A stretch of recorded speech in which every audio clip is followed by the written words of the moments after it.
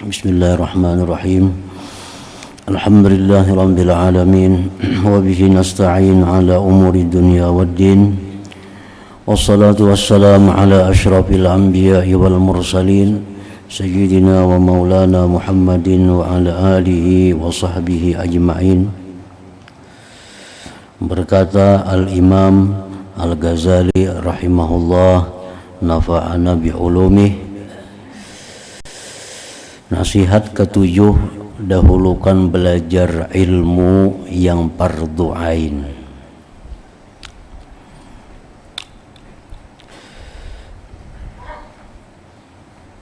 Karena ilmu, ada ilmu yang fardu ain, ada ilmu yang fardu kifayah, ada ilmu yang sunat, bahkan ada ilmu yang diharamkan mempelajarinya.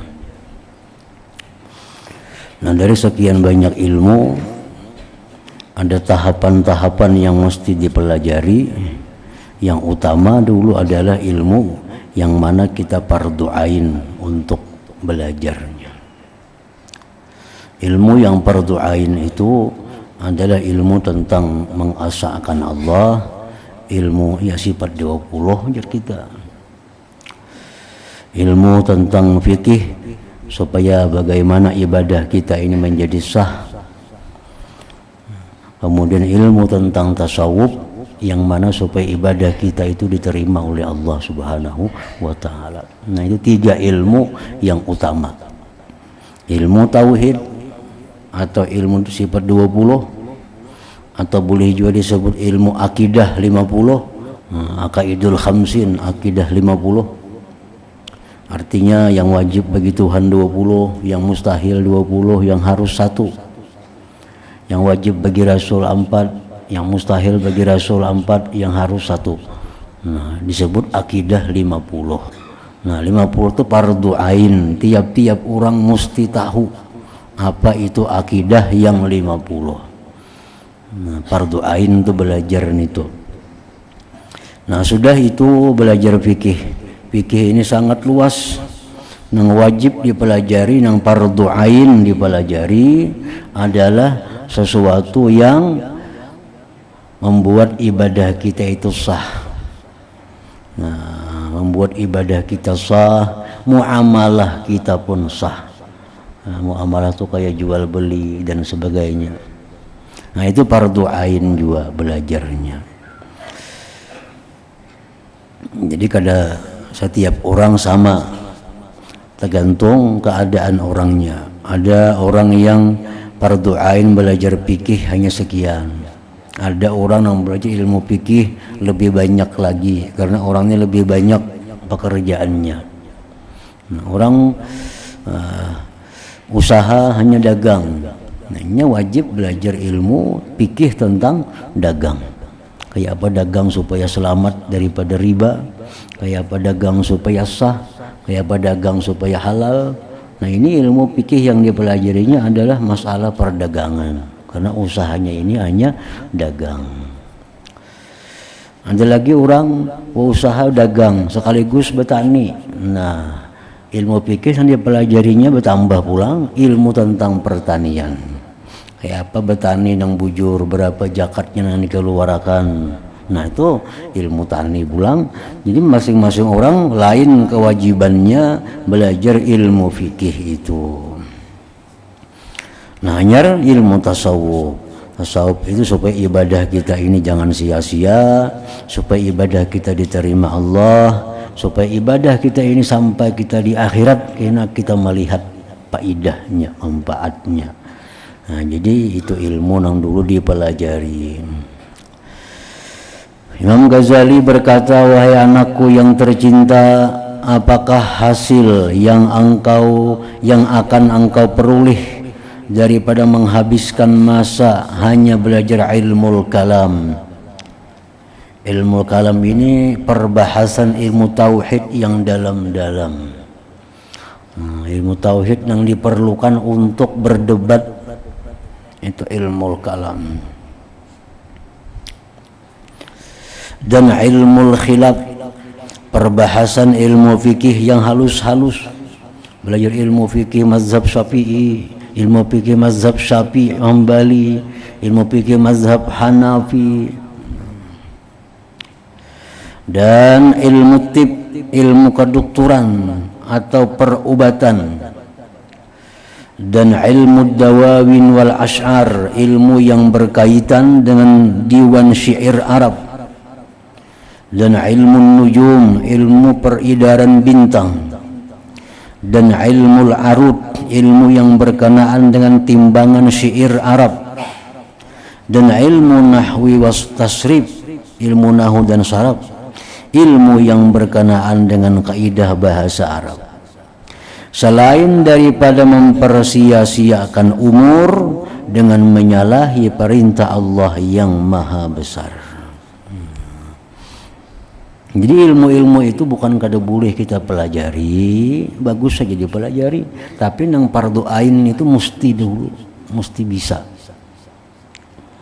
Ilmu nahu, ilmu saraf, bagus saja belajar tuh, tapi yang lebih dahulu ilmu tentang tadi fardu ainnya.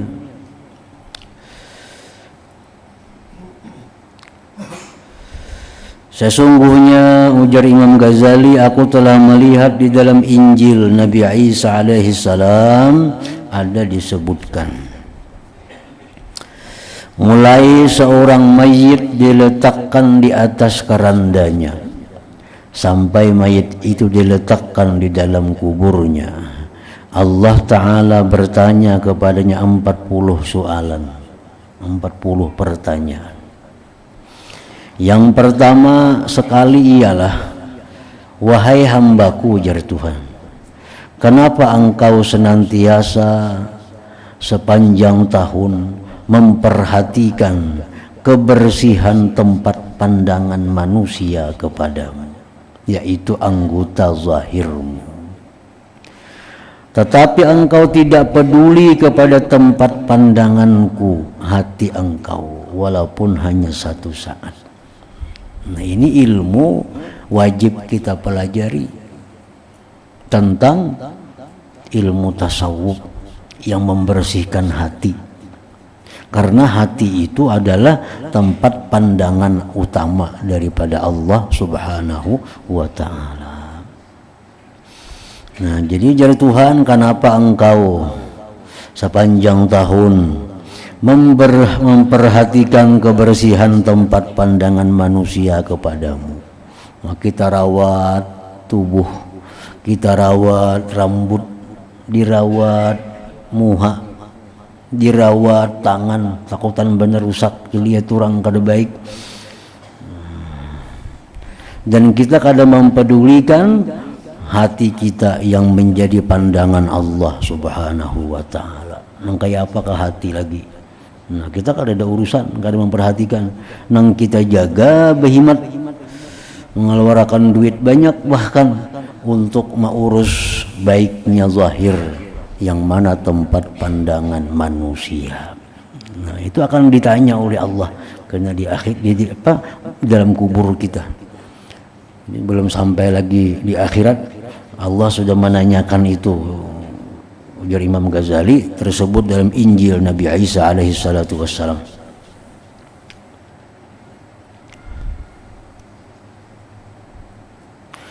Dan setiap hari Allah Ta'ala memandang ke dalam hatimu, lalu ia berfirman, kenapa engkau hanya memberikan perhatian kepada yang lain daripada aku, sedangkan engkau dikelilingi dengan ihsanku, dengan kebaikanku?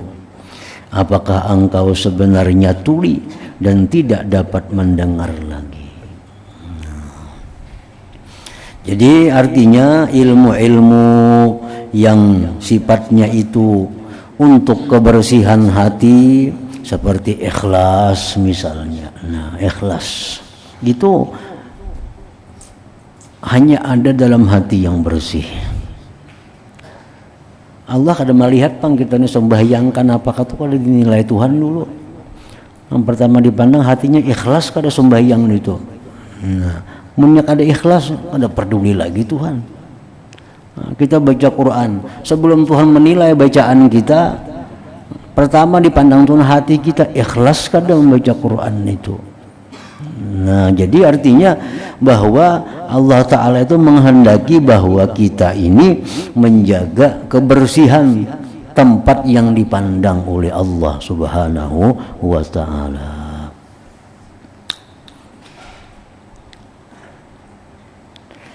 Jadi ikhlas, apalagi contohnya nang kebersihan hati itu tawakal, ridha, syukur, sabar, khauf, raja. Nah, itu semua adalah andaknya di dalam hati yang mana Allah akan gembira bila melihat hati kita berisi dengan sifat-sifat yang terpuji itu.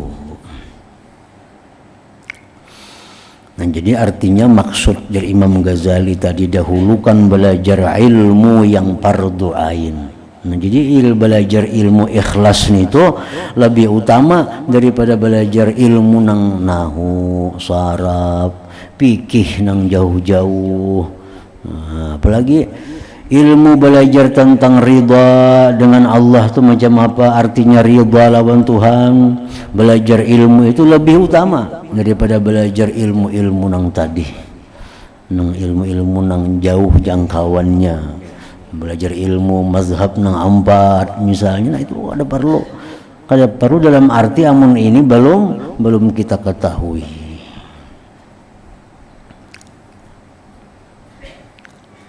Jadi ulama-ulama kita sudah mengulahkan kitabnya. Kita kadang alih lagi kitab Sagan Akidah 50 ada disusunakan oleh ulama.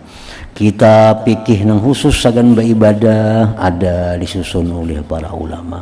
Kitab tasawuf nang cukup untuk membersihkan hati, menghiasi hati dengan sifat-sifat mulia ada dikarang oleh ulama. Jadi tinggal kita pilih kitab-kitab nang halus-halus itu nang dulu nang fardu ain dipelajari oleh kita.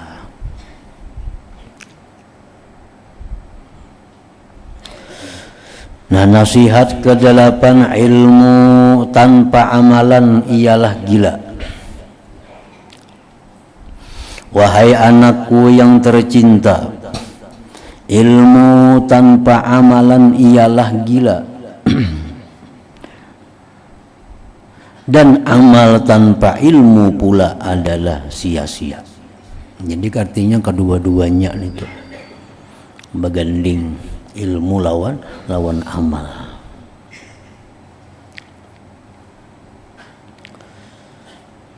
Dan ketahuilah bahwasanya ilmu semata-mata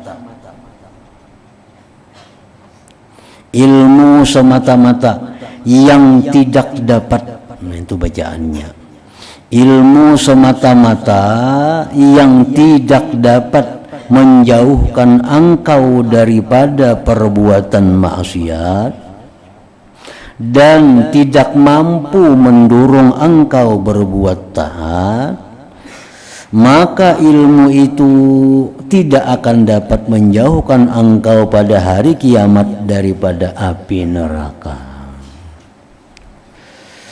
Ilmu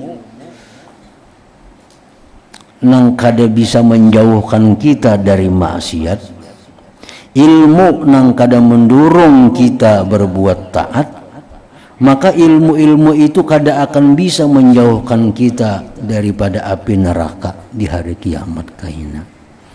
Ilmu apa aja itu? Kita belajar misalnya ilmu hitung umpamanya. Nah, ilmu hitung itu adalah hubungannya lawan menjauhkan kita daripada maksiat, mendorong kita untuk taat, kada ada hubungannya. Maka ilmu hitung itu kada akan bisa menjauhkan kita di neraka daripada akhirat. Ilmu apa yang bisa mendorong kita untuk menjauhi maksiat? Ilmu apa yang bisa mendorong kita untuk berbuat taat? Nah, itulah ilmu yang dituntut. Itu ilmu yang dituntut. Seperti ilmu tentang khauf misalnya, tentang takut. Takut, orang itu takut kepada Allah ada kalanya karena siksa Allah. Ada orang takut kepada Allah itu karena Allah punya sifat kebesaran. Nah itu lebih mulia lagi sifat takutnya. Nah kita pelajari ilmu itu, kita kada wani lagi berbuat maksiat. Kada wani berbuat maksiat. Kita sudah belajar. Orang nang culas dimasukkan ke dalam neraka.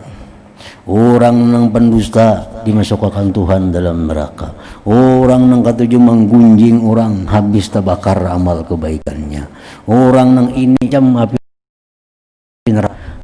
Nah belajar ilmu itu kita. Bila kita tahu ilmu itu, kalau kita takutan jadinya. Nah takutan berbuat itu. Nah ini ilmu nang dipelajari. Ilmu nang dipelajari. Ilmu tentang raja. Raja artinya harapan. Allah memberikan harapan kepada kita bila engkau beriman beramal salih kena di surga yang mengalir sungai-sungai di bawahnya. Bila engkau beramal ini berbuat ini engkau diberi kelapangan dunia dan akhirat. Bila engkau melakukan ini engkau dapat kemuliaan. Nah lalu tadurung hati kita untuk berbuat kebaikan. Nah itu ilmu yang perlu dipelajari. Ilmu-ilmu nang supaya kita takutan lawan maksiat, ilmu-ilmu nang supaya kita gemar dengan taat, itulah ilmu nang fardu ain dipelajari itu. Sebab ilmu itulah yang akan menjauhkan kita pada hari kiamat daripada api neraka.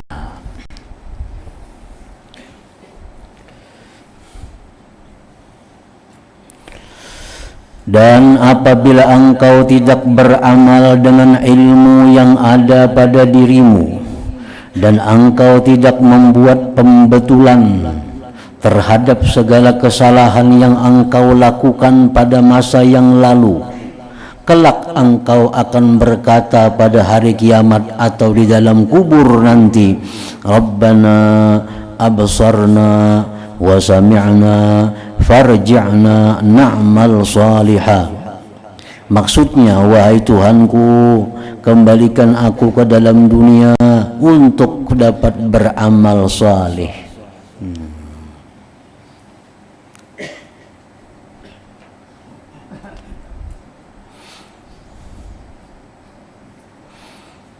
Kita berilmu sudah tahu, nah ini haram, tahu benar sudah. Nang ini kada boleh, tahu benar. Ini disariki Tuhan, tahu benar. Masih aja menggawi, kada mau bertobat. Nah, kada mau tobat. Dah tahu aja, dah tobat tu bagus. Apa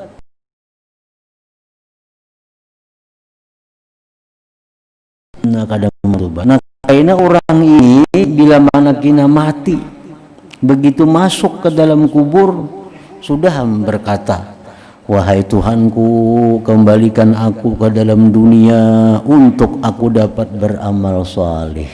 Nah, tapi sudah dalam kubur. Sudah dalam kubur. Lalu dikatakan kepada engkau, wahai si bodoh, kenapa engkau hendak kembali ke sana? Kan engkau baru saja datang dari sana. Hanya masuk kubur, kalau boleh ke dunia pulang.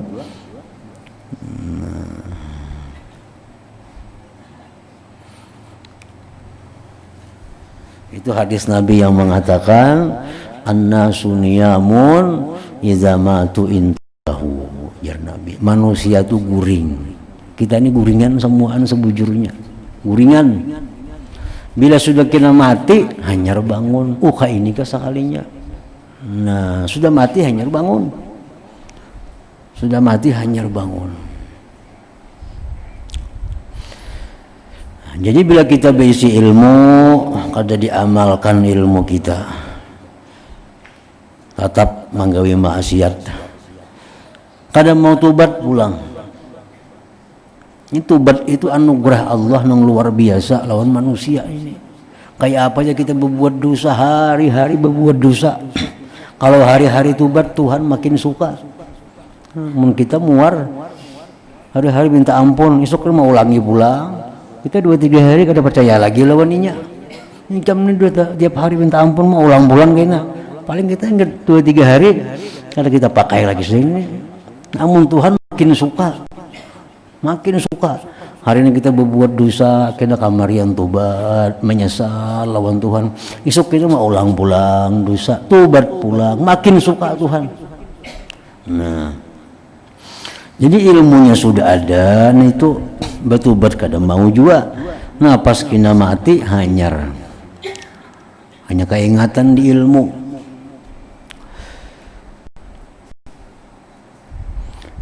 Lalu minta bulikakan ke dalam dunia hendak beramal saleh. Jadi malaikat nampaikan bulik hanyar datang di situ. Wahai si bodoh, kenapa engkau hendak kembali ke sana, sedangkan engkau baru saja datang dari sana.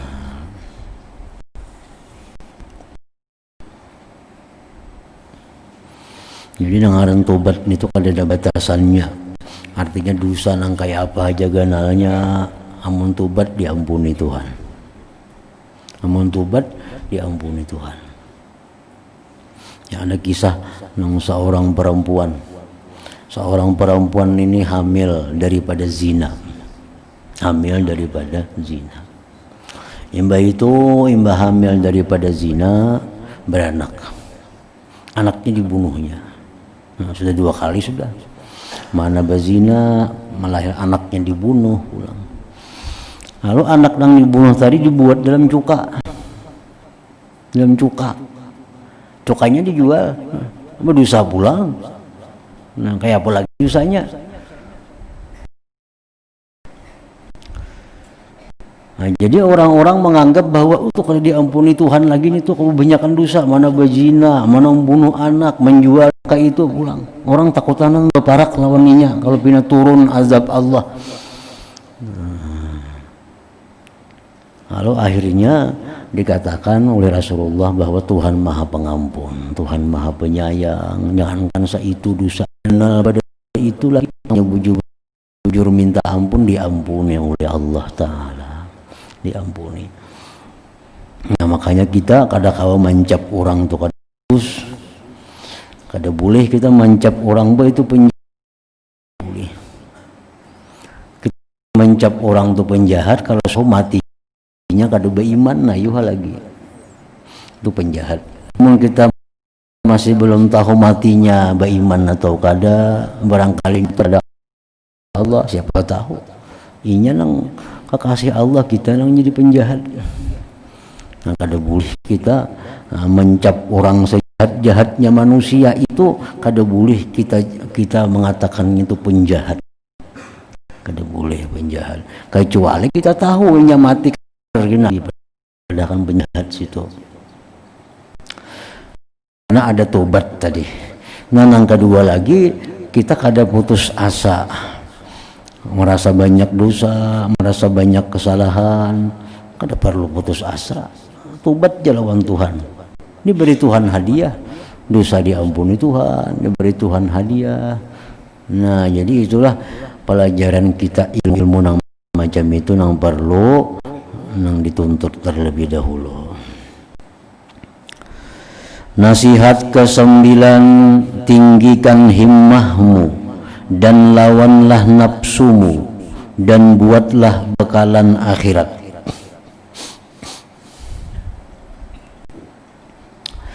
Wahai yang tercinta, jadikanlah himmahmu. Himmahmu itu artinya keinginan. Arti himmah keinginan kuatmu dalam meninggikan rohaniyahmu. Kan kita ini jasmani, ada rohani. Jangan hanya jasmani yang kita perhatikan, jangan hanya jasmani yang kita makmurkan, tetapi yang lebih utama adalah rohani kita. Karena roh ini yang kembali kepada Allah Subhanahu wa Ta'ala. Badan kita dikubur saja. Begitu kita mati, badan kita dikubur. Tapi roh itulah yang menghadap Allah Subhanahu wa Ta'ala. Nah, jadikanlah himmahmu itu dalam meninggikan rohaniyahmu. Dan jadikanlah segala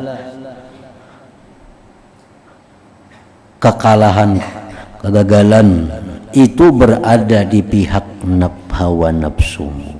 Artinya jadikanlah kekalahan itu berada di pihak hawa nafsu. Nah, kita pikirkan nih kayak apa supaya rohani kita ini makin bagus, hawa nafsu kita ini makin kalah. Nah,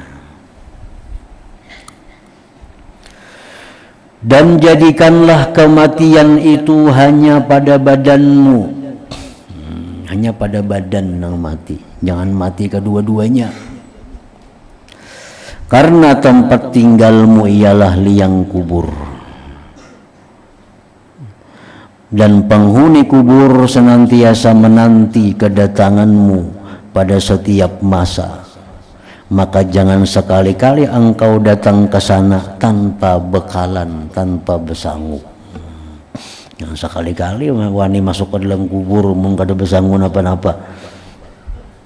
Jadi 3 hal yang menjadi keinginan kuat kita. 1, supaya rohani kita ini lebih bagus daripada jasmani kita. Yang kedua, kayak apa supaya kita bisa mengendalikan hawa nafsu. Hawa nafsu itu kada kawa pang dimatiakan, kada kawa hawa nafsu dimatiakan. Mun hawa nafsu dimatiakan, kada ada lagi juriat keturunan di muka bumi ini. Habis sudah orang, bini-bini kada hendak balaki, laki-laki hendak berbini lagi, kada bernafsu lagi. Orang kada hendak makan, kada bernafsu lagi, mati bengre lagi. Jadi hawa nafsu itu kada kawa dimatiakan, cuma dikendaliakan. Nah, dikendaliakan. Hendak itu jangan dituruti, kendaliakan. Dikehendakinya ini bujur kada. Nah, dikehendakinya ini bujur kada, Tuhan suka kada. Oh kada apa-apa, bagus saja, nah laksanakan. Itu artinya kada selalu menuruti hawa nafsu. Ngalih ini orang yang selalu meneruskan hawa nafsu, kada mempedulikan lagi nasihat-nasihat agama. Nah ini yang rusak. Belah hendak ke sana, ada kau diurus ke sana tuh bang sudah. Siapa karena manangat kada sanggup. Nah ini orang yang dikendaliakan oleh hawa nafsu. Hendak makan itu bang. Nah kada kau lagi ganti-ganti. Padahal makan tuh boleh kada, minum itu boleh kada tahu seperti minum. Nah hendak bebinian bini itu, bini orang kada tahu siapa. Nah itu ngarannya merusakkan hawa nafsu. Jadi hawa nafsu ini perlu ada, namun di bawah kendali, di bawah kendali agama kita. Nah itu dipikirkan kayak apa caranya supaya hawa nafsu ini tunduk di bawah kendali itu.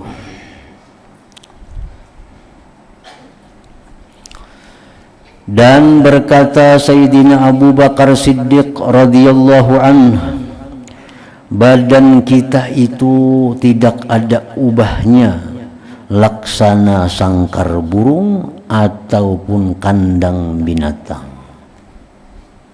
Tubuh kita nih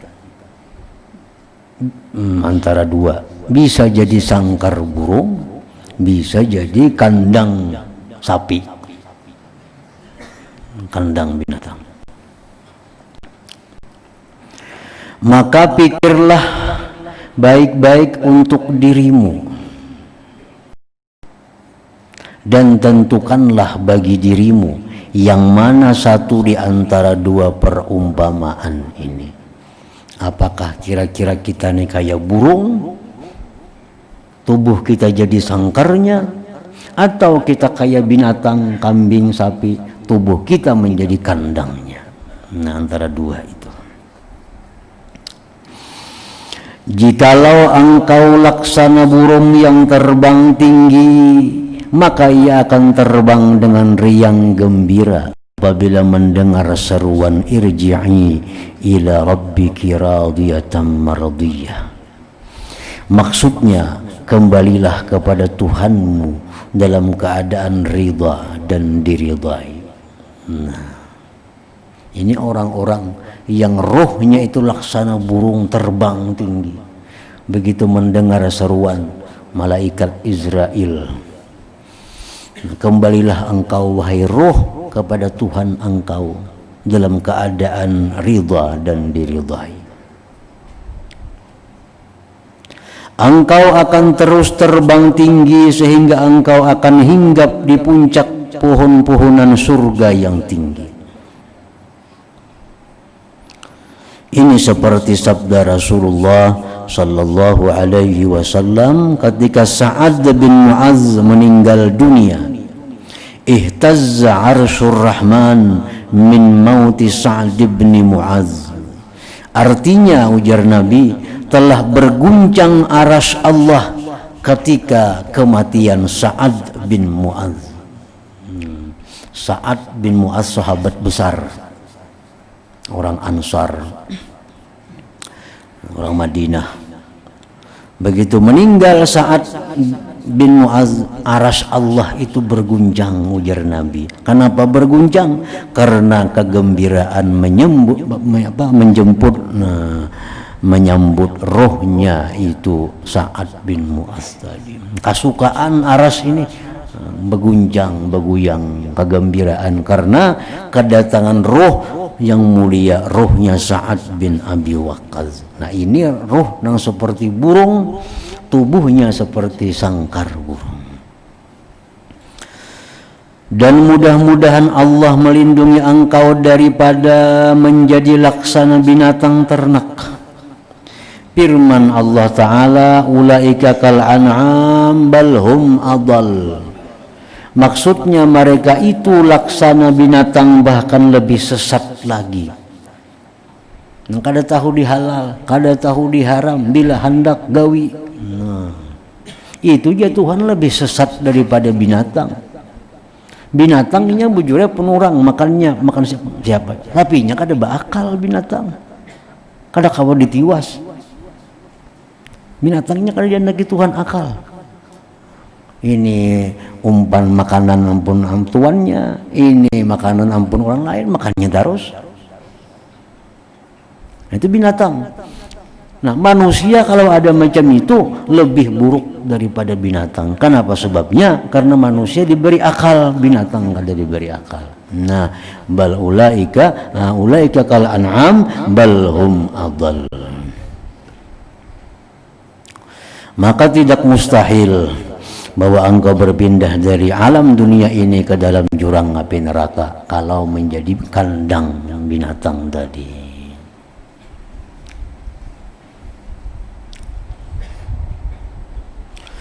Dan adalah diriwayatkan bahwa Al-Imam Al-Hasanul Basri rahimahullahu ta'ala, menurut sebagian riwayat menyebutkan Imam Hasan al-Basri ini adalah murid daripada Imam Sayyidina Ali karramallahu wajhah. Jadi silsilah ilmu beliau itu Imam Hasan Basri mengaji lawan Sayyidina Ali, lawan Rasulullah sallallahu alaihi wasallam. Ini dikatakan orang sebagai Sayyidut Tabi'in, penghulunya generasi tabi'in. Karena orang ini berjumpa dengan sahabat-sahabat Nabi, lalu disebut orang tabi'in. Nah, Hasanul Basri ini diberikan kepada beliau segelas air sejuk. Diberikan kepada Imam Hasanul Basri segelas air sejuk. Lalu beliau memegang gelas tersebut dan terus saja beliau pingsan. Diberi air dingin, timbul pingsan. Apabila beliau telah sadar, manakala beliau telah sadar, lalu ada orang bertanya, "Kenapa tadi engkau jatuh pingsan?" Beliau menjawab, tadi aku teringat angan-angan penghuni neraka, angan-angan ahli neraka. Apabila nanti mereka berkata kepada ahli surga, Allah menjelaskan dalam surat Al-A'raf, an afidu alaina minal ma aw mimma razaqakumullah. Maksudnya, limpahkanlah kepada kami sebagian daripada air yang ada pada kamu, atau apa saja makanan dari rezeki yang telah telah diberi oleh Allah kepada kamu. Keingatan itu pingsan Imam Hasan Basri, bahwa begitu orang-orang surga ini menikmati nyamannya banyu di surga, sejuknya, manisnya, makanan yang bermacam-macam, ini orang-orang neraka ini baku ciak. Orang-orang neraka ini berteriak, wahai ahli surga, tumpahkan kepada kami air yang sejuk, berikan kami makanan-makanan yang diberikan Allah kepada kalian. Nah, ingat itu Hasan Basri ini pingsan. Nah, Sidin diberi air yang sejuk tadi.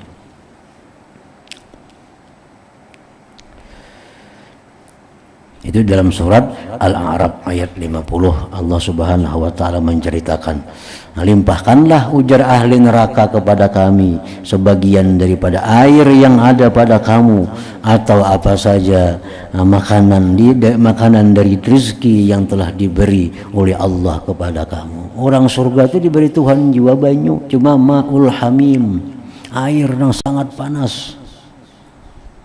Orang surga diberi Tuhan banyu, cuma air yang sangat panas. Jangankan diminum, baparaknya sudah guguran daging di muhanya. Itu yang disebut dengan air hamim. Makanan diberi, makanan yang membuat sangkal. Makanan diberi, makanan buah ada macam, cuma bila makan sangkal. Nah, bila sangkal lo kayak ingatan di dunia, orang banyu, cari banyu. Nah, banyu saling panasan kayak tadi. Nah, itu makanan-makanan yang di dalam api neraka itu dikisahkan Tuhan dalam surat Al-Ghasyiyah. Ada itu ayat yang menerangkan makanan-makanan surga itu, la yusminu wa la yughni min ju'. Makanannya kadang membuat gemuk dan kadang mengayakkan daripada lapar.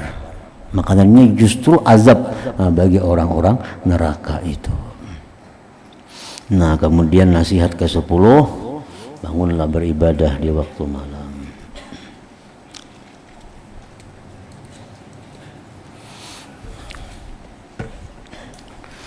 أفضل ذكر فاعلم أنه لا إله إلا الله محمد رسول الله لا إله إلا الله محمد رسول الله لا إله إلا الله رسول الله لا إله إلا الله لا إله إلا الله لا إله إلا الله لا إله إلا الله لا إله إلا الله الله الله الله الله الله